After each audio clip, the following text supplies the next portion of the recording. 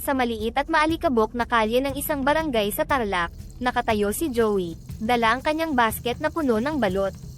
Ang kanyang mukha'y bakas ang kapaguran at mga matay sumisilay sa bawat tao na dumadaan, umaasang may magtatangkang bumili kahit ilan lang para kahit papaano'y may maiuwi siyang pera. Balot, balot kayo dyan, ang malakas na sigaw ni Joey, ngunit tila ba ang ingay ng paligid, ang mga busina ng sasakyan, sigawan ng mga bata, at ang kalampag ng mga nagdaraang tricycle, ay nilamon ang kanyang tinig. Sa isang sulok, may isang matandang babae na lumapit, yumuko upang silipin ang laman ng kanyang basket. Magkano ang tinda mong balot, iho? 25 po, Aling Sora, sagot ni Joey na may pag-asang baka sakaling bumili ang matanda. Ngunit umiling si Aling Sora, ay, mahal kasi eh. Wala bang tawad yan? Kahit 20 na lang po para sa inyo, Aling Sora. Kailangan ko lang po talagang maubos to ngayong gabi. Hindi nagtagal at umiling ulit ang matanda. Pasensya na, iho. Mahirap din kasi ang buhay ngayon. Aniya sabay talikod, hindi man lang bumili kahit isa. Habang lumalalim ang gabi, naramdaman ni Joey ang bigat ng kanyang sikmura, gutom at pagod. Naglakas loob siyang lapitan ng isang karinderya sa tabi ng kalsada. Manang, pwede po bang makahingi ng kaunting kanin?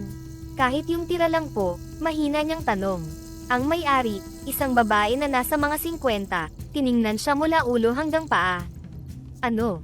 Hingi, wala akong maibibigay sa'yo. Bumili ka kung gusto mong kumain. Pasensya na po, wala po kasi akong kinita ngayon, paliwanag ni Joey, ngunit marahas na iwinasiwas ng babae ang kanyang kamay. Lumayas ka dito. Hindi ito lugar para sa mga palamunin. Lumayo si Joey, dala ang bigat ng kanyang damdamin.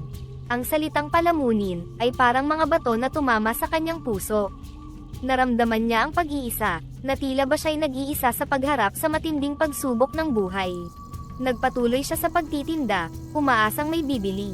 Ngunit ang bawat oras na lumipas ay tila ba nagdudulot lang ng karagdagang kabiguan. Sa isang madilim na eskinita, binuksan ni Joey ang isang lumang bote ng tubig at uminom. Sa ilalim ng maputlang liwanag ng poste, isang luha ang tumulo sa kanyang pisngi. Bakit ang hirap, bulong niya sa sarili, ang tinig ay halos hindi na marinig sa kapaguran at pighati. Nang gabing iyon, walang bumili ng kanyang balot. Umuwi si Joey sa kanilang barong-barong, walang dalang pera, ngunit may dalang bigat ng mundo. Sa dilim ng kanyang kwarto, hinayaan niyang ang mga luha ang magsalita para sa sakit na hindi niya maipahayag. Ang gabing iyon ay isa lamang sa mga pahina ng kanyang buhay na puno ng pakikibaka at pagtanggi, mga hamong araw-araw niyang hinaharap, ngunit patuloy siyang lumalaban, umaasang balang araw ay magbabago rin ang kanyang kapalaran. Isang gabi, sa silong ng mabigat na kalangitan, nagring ang telepono ni Joey, 1 beses, 2 beses. Sa kabilang linya, umaasa siyang maririnig ang boses ng tulong, ngunit sa bawat pagtatapos ng tawag, ang tanging natatanggap niya ay malamig na pagtanggi. Magandang gabi po, Tita Elena. Si Joey po ito. Nagkasakit po si nanay at kailangan namin ng tulong para sa ospital. Joey, mahal, alam mo namang gipit din kami ngayon, sabi ni Tita Elena, ang tono'y halos paghingi ng paumanhin. May sarili rin kaming mga bayarin dito. Hindi rin sapat ang kinikita ng tindahan. Pasensya na, iho. Nalunod ang puso ni Joey sa bigat, subalit pilit niyang pinanatili ang kanyang boses na mahinahon. Naiintindihan ko po, tita. Salamat pa rin po sa inyo. Hello, Tito Dante. Si Joey po ito. Baka po sana matulungan ninyo kami, kahit kaunti lang po para sa gamot. Joey, mahirap ang panahon ngayon. Baka hindi mo alam, pero mababa ang kita ko sa trabaho. Wala akong may aabot sa iyo, bata. Ang bawat salita'y tila mga sibat na tumutusok sa kanyang damdamin. Opo, tito. Salamat po sa oras. Lito, kumusta? Si Joey to. Nasa ospital si nanay at kailangan namin ng tulong. Joey, bad timing ka naman. Kakabayad ko lang ng tuition ng mga bata. Wala akong extra ngayon. Subukan mo na lang sa iba. Isa-isa, parang mga karayom na tumutusok sa kanyang dibdib, ang mga pagtanggi ng kanyang pamilya ay tila tinatanggalan siya ng pag-asa. Nang matapos ang mga tawag, nakaupo lang si Joey sa sahig, nakasandal sa malamig na dingding. Sa kanyang isipan, naglalaro ang tanong, bakit sa oras ng pangangailangan, siya'y nag-iisa? Hindi ba't pamilya ang dapat unang tumutulong? Sa tabi ng kanyang kama, nakahiga ang kanyang ina, Ang mukha'y pilit hinaharap ang sakit na nararamdaman.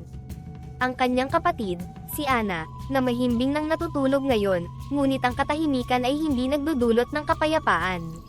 Sa labas, ang mga ilaw ng poste ay tila mga bituin sa lupa, malayo at malamig.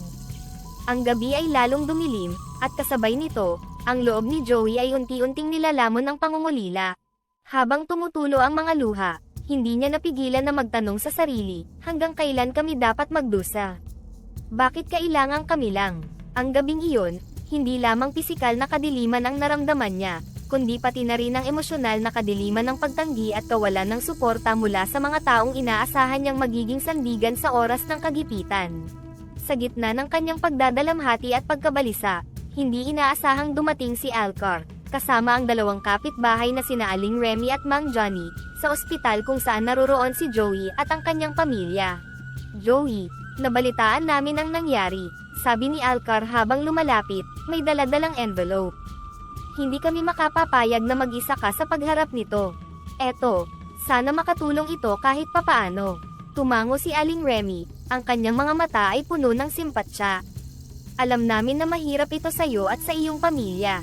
Gusto lang namin ipaalam na nandito kami para suportahan kayo." Si Mang Johnny, na may bitbit ding kaunting pera, iniabot ito kay Joey. "Joey, hindi man ito malaki, pero sana ay makabawas ito sa inyong mga gastusin. Huwag kang mag-atubiling lumapit kung may kailangan ka pa." Hindi napigilan ni Joey ang kanyang mga luha habang tinatanggap ang envelope mula sa kanila. Ang simpleng kilos ng pag-abot ng tulong ay tila nagdala ng malaking ginhawa sa kanyang mabigat na balikat. "Maraming salamat po sa inyong lahat. Hindi ko po alam kung paano ko po kayo mapapasalamatan. Ang inyong tulong ay malaking bagay para sa amin." Habang nakaupo sila sa paligid ng kama, nag-usap-usap sila tungkol sa kalagayan ng kanyang ina. Sa bawat salita ng pag-asa at suporta mula sa kanyang mga kaibigan at kapitbahay, unti-unting nabawasan ang bigat na kanyang nadarama. Sa kabila ng kanyang pagkabigo sa kanyang mga kamag-anak, ang pagpapakita ng suporta mula kina Alcar, Aling Remy, at Mang Johnny ay nagbigay sa kanya ng lakas ng loob at panibagong pag-asa. Ang karanasang ito ay nagpapaalala kay Joey na sa gitna ng mga pagsubok, may mga tao pa ring handang mag-abot ng kanilang kamay upang tumulong at magbigay ng suporta. Ang di inaasahang kabutihan na ito ay nagbigay diin sa kahalagahan ng tunay na pagkakaibigan at komunidad sa mga panahong kailangan niya ng tulong. Pagka-uwi ni Joey sa kanilang bahay mula sa ospital kasama ang kanyang ina at kapatid, agad siyang bumalik sa pagtitinda ng balot upang kumita at matustusan ang kanilang mga pangangailangan.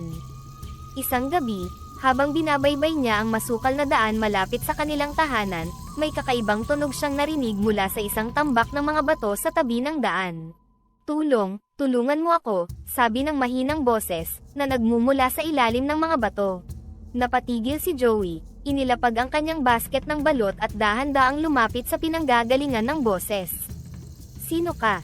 Nasaan ka?" tanong ni Joey, habang maingat na inaalis ang mga batong nakapatong sa isa't isa. "Naipit ako, dito sa ilalim," tuloy-tuloy ang mahinang boses. Nang maalis ni Joey ang sapat na dami ng mga bato, isang kakaibang nilalang ang lumantad sa kanyang paningin, isang duwende, maliit, may suot na lumang damit na gawa sa mga tuyong dahon at balat ng puno. Ang duwende ay halatang nahihirapan, sapagkat ang isa nitong binti ay naipit sa ilalim ng mabigat na bato. "Kaawa-awa naman," bulong ni Joey. Maingat niyang tinanggal ang bato na nakadagan sa binti ng duwende. "Ayos ka lang ba?" "Ah, oo. Salamat tao. Hindi ko inaasahang may tutulong pa sa akin dito," sagot ng duwende. Ang boses nito'y nanginginig pa rin sa sakit o marahil sa takot. "Paano ka napunta dito? Bakit ka naipit?" tanong ni Joey habang inaalalayan ang duwende. "Ako'y tumakas mula sa isang masamang nilalang. Sa aking pagmamadali, nahulog ang mga batong ito at ako'y naipit. Akala ko ito na ang katapusan ko," paliwanag ng duwende, habang hinahaplos ang kanyang nasaktang binti. Napatingin si Joey sa duwende, ang kanyang puso ay nahabag sa kalagayan nito. "Hindi kita pababayaan dito. Dadalhin kita sa aking tahanan. Doon ay ligtas ka at maaari kang magpagaling." "Salamat Joey. Ang iyong kabutihan ay hindi ko malilimutan. Bilang sukli, ako'y may ibabahagi sa iyo, ang kaalaman sa isang lihim na magpapabago ng iyong buhay," wika ng duwende, ang mga matay kumikislap sa pasasalamat at misteryo. Habang naglalakad pabalik sa bahay, hindi mapigilan ni Joey ang mag-isip tungkol sa sinabing lihim ng duwende. Hindi niya inakalang ang isang gabi ng pagtitinda ng balot ay magiging simula ng isang kakaiba at mahiwagang kabanata sa kanyang buhay. Pagkatapos ng ilang araw ng pagpapahinga at paggaling, naramdaman ni Aninag, ang duwende, na handa na siyang tuparin ang kanyang pangako kay Joey. Isang gabi, sa ilalim ng makinang na liwanag ng kabilugan ng buwan, inanyayahan niya si Joey na sumama sa kanya upang ipakita ang isang mahiwagang lihim.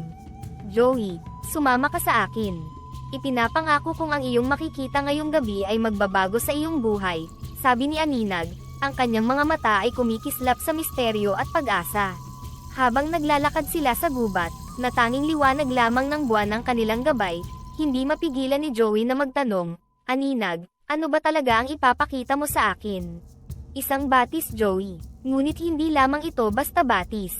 Sa mga gabing kabilugan ng buwan, ang tubig nito ay nagiging purong ginto," paliwanag ni Aninag, habang maingat na iniiwasan ang mga ugat ng puno na nakausli sa lupa. Pagkarating nila sa isang nakatago na lugar sa kagubatan, bumungad sa kanila ang isang maliit na batis na agos ng tubig ay kumikinang sa ilalim ng buwan. Ang tanawin ay tila hinugot mula sa isang panaginip, at si Joey ay natulala sa ganda at hiwaga nito.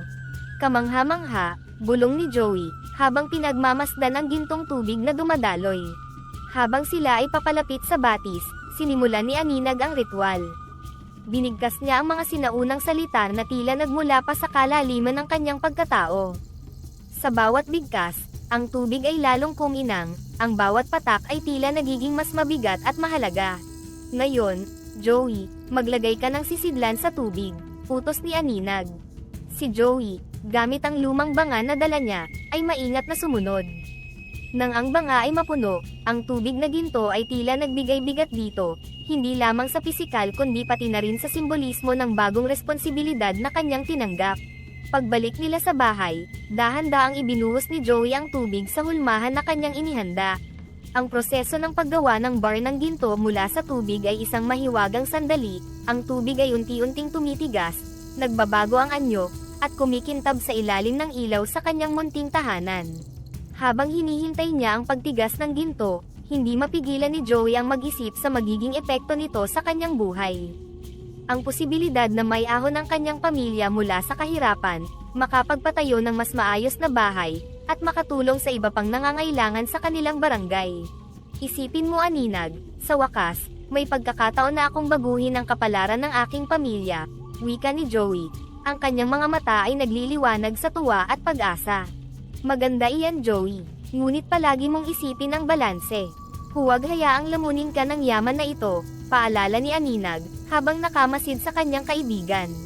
Nang ganap na ang pagtigas ng ginto, dahan-daang inangat ni Joey ang bar mula sa hulmahan. Ang bigat ng ginto sa kanyang mga kamay ay hindi lamang pisikal, ito rin ang bigat ng mga bagong oportunidad at responsibilidad. Sa gabing iyon, habang nakatitig si Joey sa kanyang unang bar ng ginto, napuno siya ng isang malalim na pagpapahalaga sa biyaya na kanyang natanggap, at ng matibay na pangako na gamitin ito sa pinakamabuti at pinakamakatarungang paraan na posible. Ang ginto mula sa mahiwagang batis ay hindi lamang nagdulot ng yaman kay Joey, kundi nagbigay din ng pagkakataon upang mabago ang kanyang buhay at ng kanyang pamilya. Sa mga nakalipas na buwan, ginamit niya ang yaman upang bumili ng malawak na lupa kung saan itinayo niya ang isang komportableng bahay, nagpagawa ng poultry farm, at naipasok ang kanyang kapatid sa isang magandang eskwelahan. Isang umaga, habang nagkakape sa kanilang bagong balcony, nagkaroon ng malalim na pag-uusap sina Joey at si Aling Marta, ang kanyang ina. "Joey, hindi ko akalain na makakaranas tayo ng ganitong klase ng ginhawa," sabi ni Aling Marta, habang pinagmamasdan ang malawak nilang bakuran. "Nay, ito po ay bunga ng mga biyayang dala ng duwende," sagot ni Joey. Ang kanyang mukha ay puno ng kasiyahan. "Lahat ng ito, ginawa ko para sa atin, para hindi na natin kailanganin pang mag-alala tulad ng dati. Alam ko, anak, at nagpapasalamat ako sa Diyos araw-araw sa biyayang ito. Ngunit lagi kong pinagdarasal na sana'y hindi ka magbago, na hindi ka malunod sa yaman na ito," sambit ni Aling Marta, ang mga matay mayroong pag-aalala. "Huwag po kayong mag-alala, Nay. Naalala ko po ang lahat ng ating pinagdaanan. Hindi ko po malilimutan kung saan tayo nagsimula, Tugon ni Joey, habang hinahawakan ang kamay ng kanyang ina. Sa paaralan, masaya ang kapatid ni Joey sa kanyang bagong kapaligiran. Isang hapon, pagkatapos ng klase, excited na ibinahagi niya ang kanyang mga karanasan kay Joey. Kuya, ang dami kong natututunan dito. At ang mga guro, mababait sila at suportado nila ako, masiglang kwento ng kapatid ni Joey. Masaya ako na masaya ka, Ana. Gusto kong mabigyan ka ng pinakamagandang edukasyon para magkaroon ka ng magandang kinabukasan, sabi ni Joey. Ang puso'y umaapaw sa kaligayahan dahil sa tagumpay ng kapatid. Samantala, ang poultry farm ay nagsimula na rin kumita.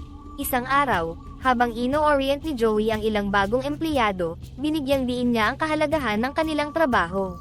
Ang farm na ito ay hindi lang basta negosyo. Ito ay simbolo ng ating pagbangon. Ang bawat itlog at manok na ating naibebenta ay produkto ng ating pagpapahalaga sa tiyaga at dedikasyon, paliwanag ni Joey. Sa mga pagbabagong ito, nadama ni Joey ang bigat ng responsibilidad. Alam niya na ang bawat desisyon ay may malaking epekto hindi lang sa kanyang pamilya kundi pati na rin sa komunidad. Ngunit sa kabila ng lahat, ang pinakamahalaga para sa kanya ay ang manatiling tapat sa kanyang mga pinahahalagahan, ang pagtulong sa iba, ang pagiging mabuting kapatid, at ang pagiging mapagmahal na anak.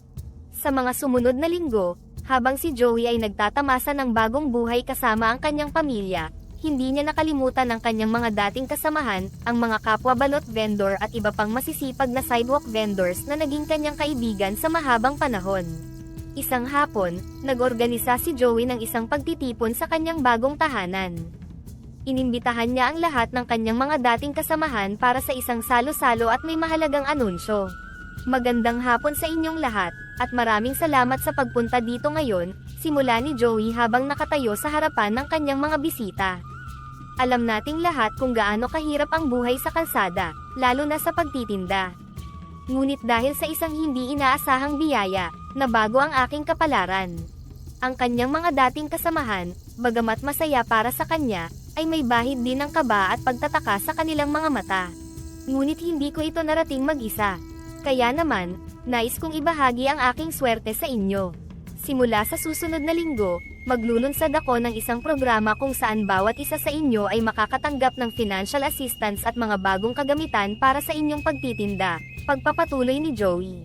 Isang mahabang katahimikan ang sumunod, at unti-unti itong napalitan ng mga bulong at mahinang palakpakan. Maraming salamat, Joey, sambit ni Mang Rodel, isang matandang balot vendor. Hindi ko akalaing darating ang araw na may magmamalasakit sa amin ng ganito. Napakalaking tulong nito, Joey. Minsan pakiramdam namin ay nakakalimutan na kami ng lipunan, sabi naman ni Aling Nena, isang sidewalk vendor ng kakanin. Sa mga sumunod na araw, inilunsad ni Joey ang kanyang programa. Nag-set up siya ng mga training sessions para sa financial management at entrepreneurship para sa mga vendors. Binigyan din niya sila ng access sa mga microloans na walang interes para sa mga nais mag-expand ng kanilang negosyo. Sa isang training session, kinausap ni Joey ang grupo, layunin natin na hindi lang kayo bigyan ng isda, kundi turuan kayong mangisda. Nais kong lahat tayo ay sabay-sabay na umangat. Joey, salamat talaga. Noon, akala ko hanggang pagtitinda lang ang buhay ko. Ngayon, may pag-asa na akong magkaroon ng sarili kong maliit na negosyo, sabi ni Jordan, isa sa mga mas batang vendors. Ang mga pagtitipong ito at ang tulong na ibinigay ni Joey ay hindi lamang nagbigay ng pinansyal na suporta sa kanyang mga kaibigan kundi nagpatibay din ng kanilang pagkakaibigan at pagtutulungan. Sa bawat kwento ng tagumpay ng kanyang mga kaibigan, nadarama ni Joey ang tunay na kahulugan ng kanyang yaman, ang makatulong sa pagbabago ng buhay ng iba, hindi lang sa kanya. Sa gitna ng kanyang bagong natagpuang kasaganaan, hindi nakalimutan ni Joey ang mga taong nagpakita ng malasakit sa kanya noong siya ay nasa kagipitan. Naisip niya na ang pinakamagandang paraan upang pasalamatan ang mga taong ito ay sa pamamagitan ng pagbibigay ng ginto na siyang simbolo ng kanyang pasasalamat at pagkilala sa kanilang kabutihan. Isang araw, inanyayahan ni Joey ang kanyang kaibigan na si Alcar, at ang dalawang kapitbahay na sina Aling Remy at Mang Johnny, sa kanyang bahay para sa isang espesyal na hapunan. Pagkatapos ng kanilang kainan, dinala niya sila sa sala para sa isang pribadong pag-uusap. Alam niyo, noong mga panahong nasa bingit ako ng kahirapan, kayo ang nagpakita ng tunay na malasakit, simula ni Joey, ang kanyang tinig ay puno ng emosyon. Hindi ko malilimutan ang inyong kabutihan noong panahong wala akong maasahan mula sa iba. Si Aling Remy ay agad na tumugon, Joey, hindi mo kailangang magpasalamat. Tulong na mula sa puso yon. Hindi namin ginawa yon para sa anumang kapalit. Si Mang Johnny, na palaging itinuturing si Joey bilang sariling anak, ay nagdagdag, tama si Remy. Ginawa namin yon dahil mahalaga ka sa amin, Joey. Ikaw ay parang anak ko na rin. Ngumiti si Joey, lumapit sa isang maliit na kahon sa tabi ng sofa, at binuksan ito upang ilabas ang 3 maliit na kahon ng ginto. Alam ko, at dahil doon, gusto kong magbigay ng isang maliit na regalo bilang tanda ng aking walang hanggang pasasalamat. Dahan-dahan niyang inabot ang mga kahon na may lamang ginto kay Alcar, Aling Remy, at Mang Johnny. Ang pagtanggap nila sa ginto ay may halo-halong reaksyon ng pagkabigla at pagkamangha. Joey, sobra-sobra naman ata ito, sambit ni Alcar. Ang kanyang mga mata ay kumikislap sa gulat at tuwa. Sana'y tanggapin niyo ito, hindi bilang bayad, kundi bilang isang simbolo ng aking pasasalamat, paliwanag ni Joey. Ang ginto na ito, katulad ng inyong mga puso, ay tunay at dalisay. Habang hinahawakan ng kanyang kahon, tumulo ang luha sa pisngi ni Aling Remy. Salamat, Joey. Hindi ko inaasahan ito, pero napakalaking tulong nito para sa akin at sa aking pamilya. Si Mang Johnny ay bahagyang nanginginig ang boses. Salamat, Joey. Ikaw ay tunay na biniyayaan, at mas lalo kang pinagpala dahil sa iyong mapagbigay na puso. Sa gabing iyon, ang simpleng hapunan ay naging isang emosyonal na pagtitipon, kung saan hindi lamang material na yaman ang ipinamahagi kundi pati na rin ang mga damdamin ng pasasalamat, pagmamahal, at malalim na pagkakaibigan. Ang ginto ay naging simbolo ng mga buhay na magkakaugnay sa pagtulong at pagmamalasakit sa isa't isa. Sa kanyang patuloy na hangarin na ibalik ang biyaya sa komunidad, isinunod ni Joey ang kanyang pansin sa simbahan at sa lokal na ampunan na parehong nangangailangan ng tulong. Naisip niya na ang kanyang mga donasyon ay hindi lamang magiging simbolo ng pasasalamat sa mga institusyong ito kundi bilang suporta rin sa kanilang mahalagang papel sa komunidad. Isang umaga, bumisita si Joey sa parokya ng kanilang bayan upang makipag-usap kay Father Alfred, ang pari na kilala sa kanyang dedikasyon sa pagtulong sa mahihirap. Father Alfred, nais ko pong magbigay ng donasyon para sa pag-maintain ng ating simbahan at sa pagpapalawak ng inyong mga programa para sa mga nangangailangan, ani Joey habang sila ay nag-uusap sa opisina ng pari. Joey, ang iyong kabutihang loob ay tunay na nakaka-inspire. Napakalaking tulong nito lalo na't marami tayong mga proyektong gustong ipatupad para sa kabutihan ng ating mga kababayan, tugon ni Father Alfred. Ang kanyang mga mata ay nagpapahiwatig ng malalim na pasasalamat. Gusto ko pong siguraduhin na ang donasyong ito ay magagamit sa pinakamabuting paraan. Alam ko pong marami kayong plano na makakatulong sa marami, dagdag pa ni Joey. Ang puso'y puno ng pag-asa na makita ang positibong pagbabago sa kanyang komunidad. Pagkatapos ng kanyang pagbisita sa simbahan, tumungo naman si Joey sa lokal na ampunan kung saan siya sinalubong ni Sister Sally, ang madreng namamahala sa institusyon. Sister Sally, dala ko po ang konting tulong para sa mga bata dito sa ampunan. Nais ko pong makatulong sa pagpapabuti ng kanilang kalagayan at sa pagbibigay ng mas magandang kinabukasan para sa kanila, pahayag ni Joey habang iniaabot ang tseke. Joey, Diyos na mahabagin, ito'y sobrang laking tulong. Salamat sa iyong walang sawang pagmamalasakit. Sa tulong na ito, mapapaganda natin ang kanilang tirahan at mas mapapabuti ang edukasyon at nutrisyon na naibibigay natin sa kanila, sagot ni Sister Remy. Ang kanyang boses ay nanginginig sa kasiyahan. Ang mga donasyon ni Joey ay nagdulot ng malaking pagbabago sa simbahan at sa ampunan. Sa simbahan, napaganda ang estruktura at nadagdagan ang mga programa para sa mahihirap, habang sa ampunan naman, napabuti ang kalagayan ng mga bata, naging mas masaya at ligtas ang kanilang pamumuhay. Ang mga pagbabagong ito ay hindi lamang nakatulong sa mga direktang nakinabang, kundi nagbigay inspirasyon din sa iba pang may kakayahan sa komunidad na mag-ambag sa kanilang sariling paraan. Ang pagiging bukas palad ni Joey ay nagsilbing halimbawa na ang tunay na yaman ay nasa kakayahang magbigay at magmahal sa kapwa. Sa bawat donasyon at bawat proyektong kanyang sinuportahan, nadama ni Joey ang tunay na kahulugan ng tagumpay, ang makita ang kanyang komunidad na umuunlad at ang makatulong sa paghubog ng mas magandang kinabukasan para sa lahat. Ang kanyang mga gawain ay patuloy na nagbibigay inspirasyon at nagpapatibay sa damdamin ng pagkakaisa at pagtutulungan sa buong bayan. Sa gitna ng kanyang mga pagsisikap at tagumpay, nakatanggap si Joey ng pagkilala mula sa kanyang komunidad, ngunit hindi lahat ay positibo. Sa kabila ng kanyang pagtulong, may ilang kamag-anak at dating kaibigan na nagpakita ng pagdududa at inggit. Bilang proteksyon sa lihim na pinagmulan ng kanyang yaman, ang duwende at ang mahiwagang batis, pinili ni Joey na manatiling tahimik tungkol dito. Isang umaga, sa isang pagtitipon sa barangay hall para sa pagkilala sa mga natatanging mamamayan, binigyan si Joey ng Certificate of Appreciation. Sa ngalan ng ating barangay, pinararangalan natin si Joey dahil sa kanyang walang sawang pagtulong at pagbibigay sa ating komunidad. Isa kang tunay na halimbawa ng kabutihang loob, anunsyo ng kapitan habang iniaabot ang parangal kay Joey. Tumango si Joey, ngumiti, at nagpasalamat. Lubos po akong nagpapasalamat sa pagkilalang ito. Nais ko lang pong makatulong sa abot ng aking makakaya. Ang bawat tulong na naibibigay ko ay mula sa puso. Sa isang family reunion, ilang kamag-anak ni Joey, mga hindi niya masyadong kalapit, ang nagbulungan sa isang tabi. Biglaan lang talaga ang yaman ni Joey, di ba? Parang kahapon lang, isa siyang simpleng vendor, puna ng isa niyang pinsan. Oo, at hindi naman niya sinasabi kung saan talaga galing yung pera niya. Baka naman may kinalaman sa illegal yan. Haka-haka naman ng isa, ang tono ay may bahid ng inggit at pagdududa. Nakarating kay Joey ang mga chismis, at bagamat siya ay nasaktan, pinili niyang ipagpatuloy ang kanyang mabuting gawain at hindi patulan ang mga negatibong komento.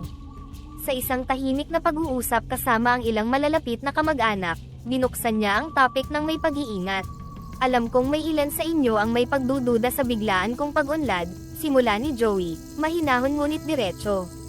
Gusto ko lang ipaalam na ang bawat sentimo na ginagamit ko sa pagtulong ay mula sa aking pagsisikap at mga oportunidad na dumating sa akin. Hindi ako gumagawa ng anumang labag sa batas.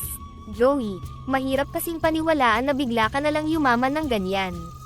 Pero kung wala kang ang ginagawang masama, siguro nga ay swerte lang talaga ang dumating sa'yo.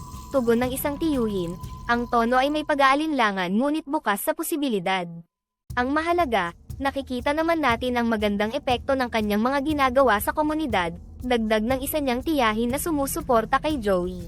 Sa huli, nagpasya si Joey na patuloy na mamuhay ng may integridad, umaasang sa paglipas ng panahon ay mapatunayan niyang mabuti ang kanyang intensyon. Nais niyang ang kanyang mga gawa, hindi ang mga salita lamang, ang magpatunay sa kanyang katapatan at kabutihan. Sa ilalim ng makinang na liwanag ng kabilugan ng buwan, mag-isang naglakad si Joey patungo sa mahiwagang batis. Dala ang kanyang mga sisidlan, naghahanda siyang muling kolektahin ang gintong tubig na nagbago sa kanyang buhay. Ang gabi ay tahimik, at ang tanging ingay na maririnig ay ang mahinang ihip ng hangin at ang pag-agos ng gintong tubig mula sa batis. Habang naglalakad, bumalik sa isip ni Joey ang mga alaala ng kanyang nakaraan, ang mga araw ng kahirapan, ang pagkakatuklas sa batis, at ang unang beses na siya ay nagdala ng ginto pauwi. Ang bawat hakbang ay puno ng pagmumuni-muni. Paano kung hindi ko natagpuan ang batis na ito? Tanong ni Joey sa sarili. Ang boses ay bahagyang nanginginig sa takot at pasasalamat. Marahil nagpapatuloy pa rin ako sa pagtitinda ng balot sa mga madilim na kalye. Pagdating ni Joey sa batis, inilatag niya ang kanyang mga lalagyan at naupo sa tabi ng tubig. Tinitigan niya ang gininto ang agos na dahan-daang umaagos sa ilalim ng buwan. Ang bawat patak ng gintong tubig ay tila kumikinang ng libu-libong bituin, isang tanawin na hindi pa rin siya nagsasawang pagmasdan. Habang pinupuno niya ang kanyang mga sisidlan, nagsalita si Joey sa batis, "Salamat sa lahat ng biyayang ito. Naway lagi kong gamitin ang mga ito sa kabutihan." Ang pag-iisa ni Joey sa tabi ng batis ay nagbigay sa kanya ng pagkakataon na pag-isipang mabuti ang kanyang mga susunod na hakbang. Sa bawat kabilugan ng buwan, hindi lamang niya nadarama ang pagyaman ng kanyang kabuhayan, kundi nadarama rin niya ang pagyaman ng kanyang espiritu. Kung hindi dahil sa biyayang ito, hindi ko marahil matutulungan ang aking pamilya at ang mga kapwa ko mahihirap, bulong ni Joey habang maingat na tinatakpan ang mga sisidlan. Ang ginto na ito ay hindi lamang simbolo ng kayamanan kundi simbolo rin ng pag-asa at pagkakataon para sa marami. Nang mapuno na ang lahat ng sisidlan, tumayo si Joey at tinitigan ang langit na puno ng mga bituin. Sa sandaling iyon, nadama niya ang isang malalim na koneksyon sa universo at sa landas na kanyang tinatahak. Bumalik si Joey sa kanyang tahanan na may mabigat ngunit puno ng pag-asa na damdamin. Ang bawat hakbang pabalik ay hindi lamang pisikal na paglalakbay, kundi isang espiritual na paglalakbay na nagpapatibay sa kanyang pananampalataya at determinasyon na gamitin ang kanyang yaman sa pinakamainam na paraan. Ang gabing iyon sa tabi ng batis ay hindi lamang isang pagkakataon para sa pagkolekta ng ginto, kundi isang pagkakataon para sa pagbabago at paglago. Matapos ang sunod-sunod na tagumpay at mga proyektong pangkomunidad, nagpasya si Joey na palawakin ang kanyang mga hangarin sa pamamagitan ng pagpasok sa mundo ng negosyo sa mas malaking saklaw. Nakakuha siya ng franchise ng isang kilalang fast food restaurant, isang hakbang na nagdala sa kanya ng bagong set ng mga hamon at oportunidad. Isang hapon, sa kanyang opisina, nakipag-meeting si Joey sa kanyang team para pag-usapan ang mga detalye ng pagtatayo ng restaurant.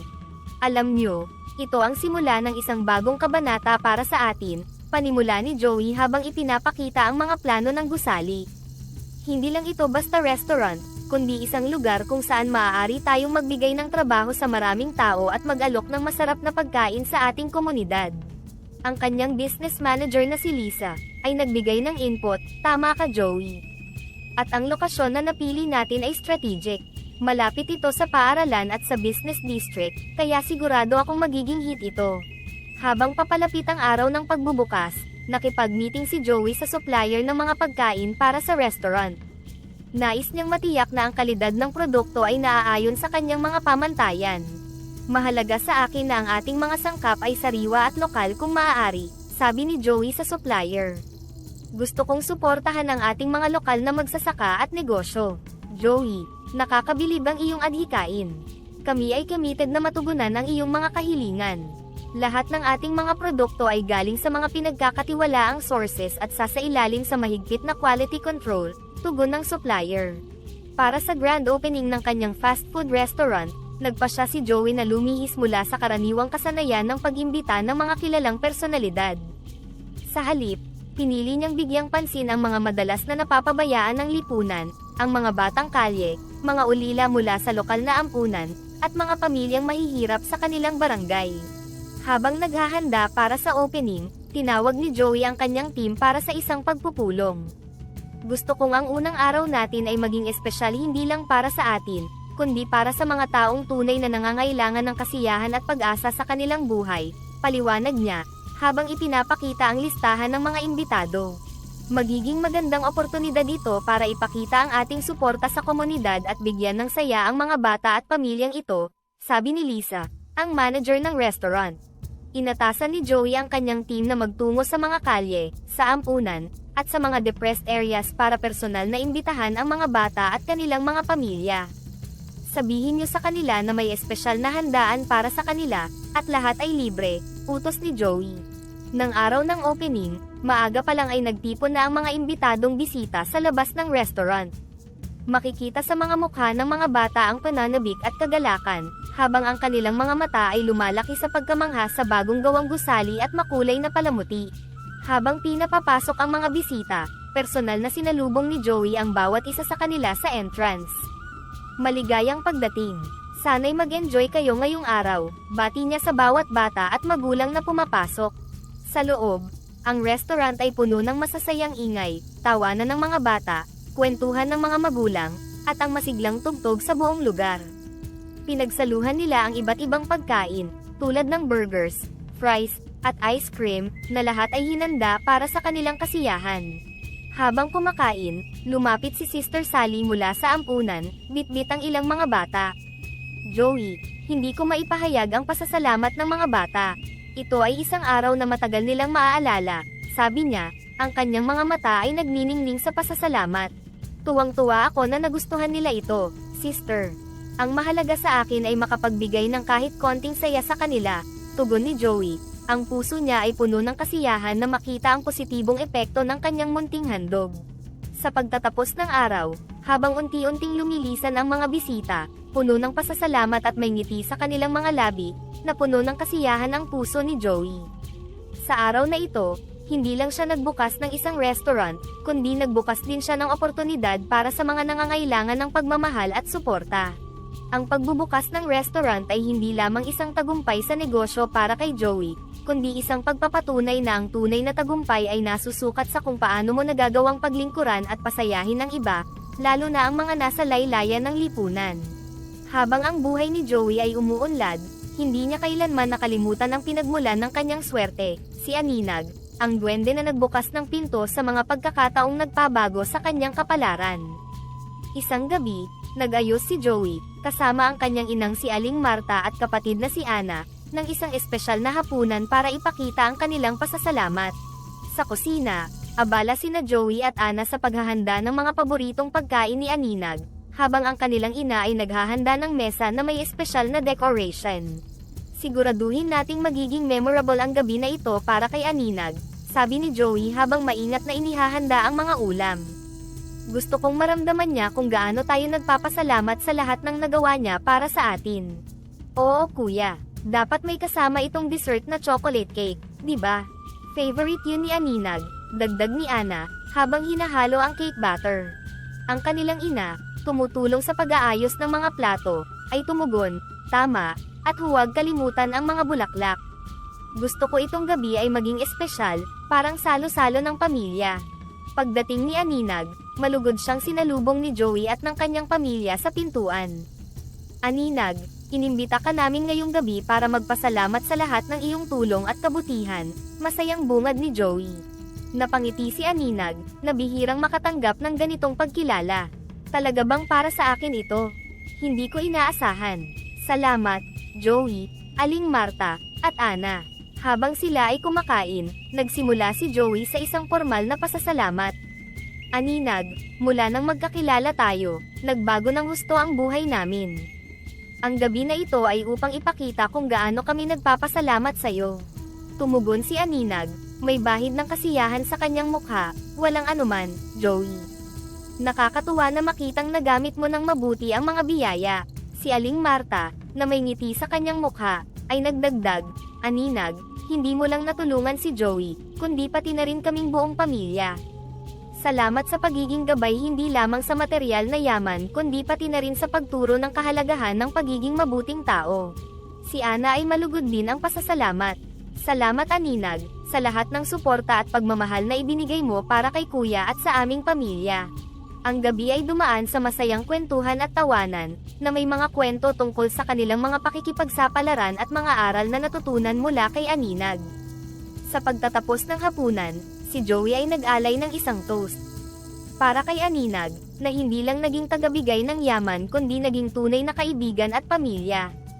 Salamat sa lahat, sa simpleng hapunan na iyon, mas lalo nilang naramdaman ang halaga ng tunay na pagkakaibigan at pasasalamat, at higit sa lahat, ang kahalagahan ng pagpapahalaga sa mga taong tunay na nagmamalasakit at sumusuporta sa paglalakbay sa buhay.